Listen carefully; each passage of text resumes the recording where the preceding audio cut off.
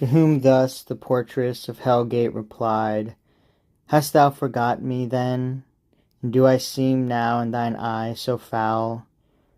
Once deemed so fair in heaven, when at the assembly, and in sight of all the seraphim, with thee combined in bold conspiracy against heaven's King, all on a sudden miserable pain surprised thee, dim thine eyes and dizzy swum in darkness, while thy head flames thick and fast threw forth, till on the left side, opening wide, like as to thee in shape and countenance bright, then shining heavenly fair, a goddess armed, out of thy head I sprung. Amazement seized all the host of heaven. Back they recoiled, afraid at first, and called me Sin, and for a sign portentous held me. But, familiar grown, I pleased, and with attractive graces won the most averse. Thee chiefly, who, full oft, thyself in me thy perfect image viewing, becamest enamoured.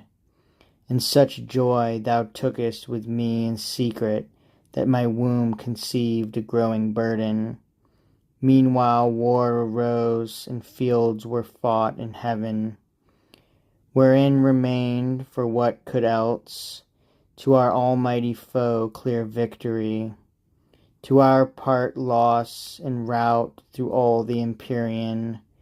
Down they fell, driven headlong from the pitch of heaven, down into this deep, and in the general fall I also, at which time this powerful key into my hands was given, with charge to keep these gates forever shut, which none can pass without my opening.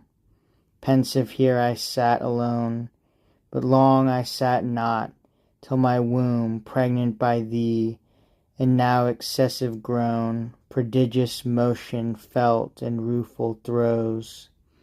At last this odious offspring, whom thou seest, thine own begotten, breaking violent way, tore through my entrails, that, with fear and pain distorted, all my nether shape thus grew transformed.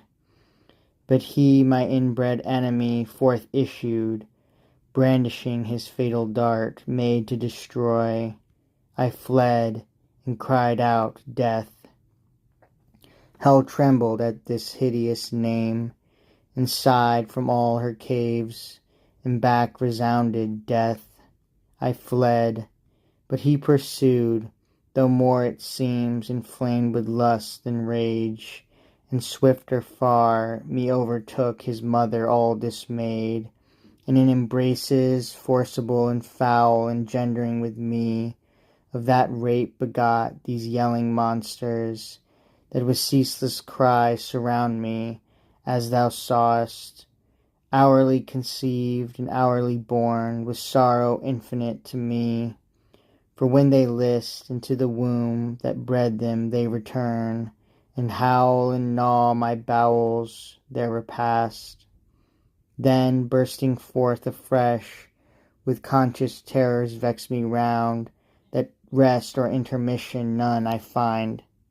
Before mine eyes in opposition sits grim Death, my son and foe, who set them on, and me, his parent, would full soon devour, for want of other prey, but that he knows his end with mine involved, and knows that I should prove a bitter morsel, and his bane, whenever that shall be, so fate pronounced.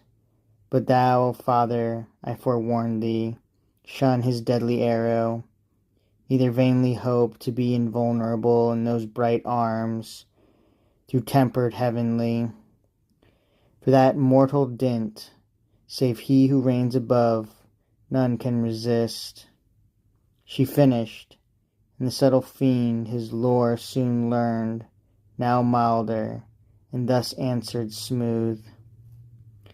Dear daughter, since thou claimest me for thy sire, and my fair son here showest me the dear pledge of dalliance had with thee in heaven, and joys then sweet, now sad to mention, through dire change befallen us unforeseen, unthought of. No, I come no enemy, but to set free from out this dark and dismal house of pain both him and thee, and all the heavenly host of spirits, that in our just pretences armed, fell with us from on high. From them I go, this uncouth errand soul, and one for all myself expose, with lonely steps to tread the unfounded deep, and through the void immense to search with wandering quest a place foretold should be, and by concurring signs ere now created vast and round, a place of bliss in the purlieus of heaven, and therein placed a race of upstart creatures to supply perhaps our vacant room, though more removed, lest heaven, surcharged with potent multitude, might hap to move new broils. Be this, or aught than this more secret, now designed, I haste to know, and, this once known, shall soon return, and bring ye to the place where thou and death shall dwell at ease, and up and down unseen wing silently the buxom air, embalmed with odours. There ye shall be fed and filled immeasurably. All things shall be your prey.